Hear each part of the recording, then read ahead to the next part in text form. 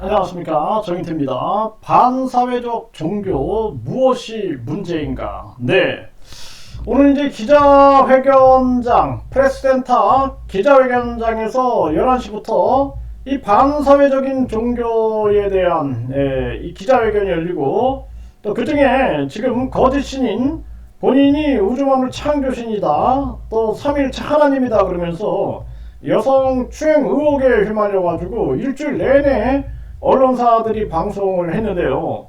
이 반사회적인 종교 무엇이 문제인가, 이 부분에 대해서 좀 말씀을 나누도록 하겠습니다.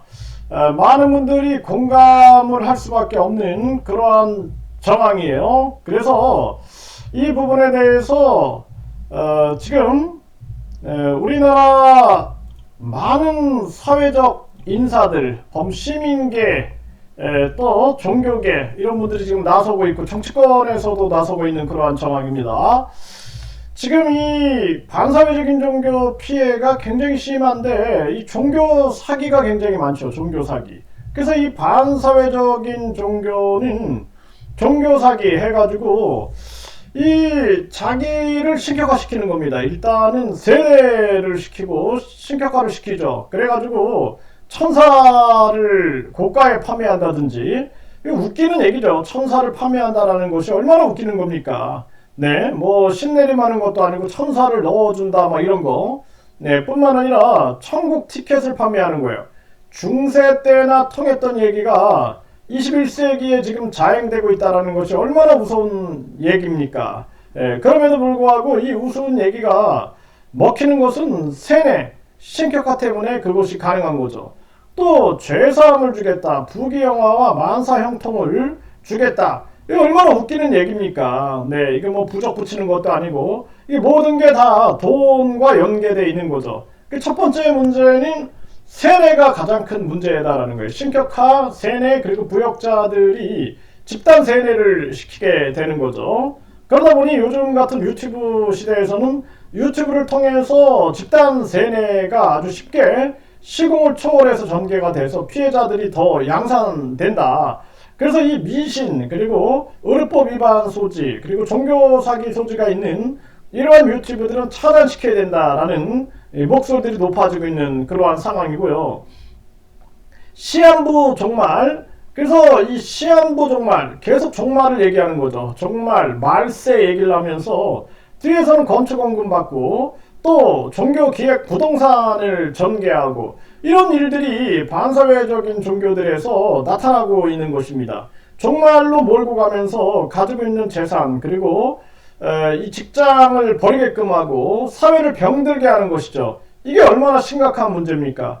가정 파탄, 많은 분들이 가정이 파탄이 되는 것이죠. 그래서 사이비 종교에 빠져 있는 가족들이 서로 갈라서게 되고, 그래도 정신을 못 차리는 거죠. 나중에 가짜였다라는 것을 깨달을 때는 이미 시간이 늦은 그러한 사태가 벌어지게 되는 거죠. 또 풍기문란이 터지게 되는 겁니다. 우리 사회가 지켜왔던 풍속이라든지 이러한 부분들이 완전히 혼란 속에 빠지게 되고 혹세무민 상황이 만들어지고 있는 것이죠.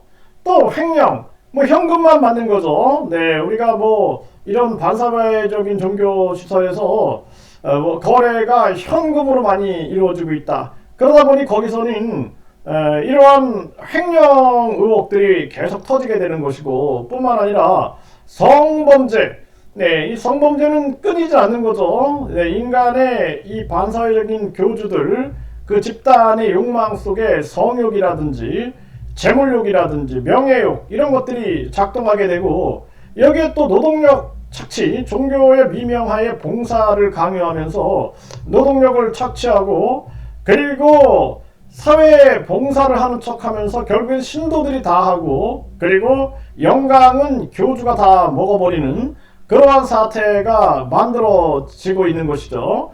이 피해자들은 이 문제에 대해서 온몸으로 버틸 수밖에 없고 피해를 막기 위해 몸부림을 치는 겁니다. 하지만 이 반사회적인 종교가 돈이 많죠. 그리고 이 반사회적인 종교를 비호하는 그러한 변호인들이 있어요. 네, 그래서 이 변호인들도 보면은 훌륭한 변호인들도 있지만 아주 비양심적이고 탐욕적인 그러한 변호인들 있는 거죠. 그러다 보니 전에도 한 구속된 그리고 감옥에 갇혀 있는 한 교주 같은 경우에도 변호인을 뭐 십수명을 거의 20명에 가까운 그런 변호사들을 선임하니, 그러니 피해자들을 또 그것을 공격하게 되는 거죠. 법공격, 법폭력이 이루어지는 그런 사태들, 2차 피해, 3차 피해가 나타나는 그러한 정황들이 펼쳐지게 되는 것이죠.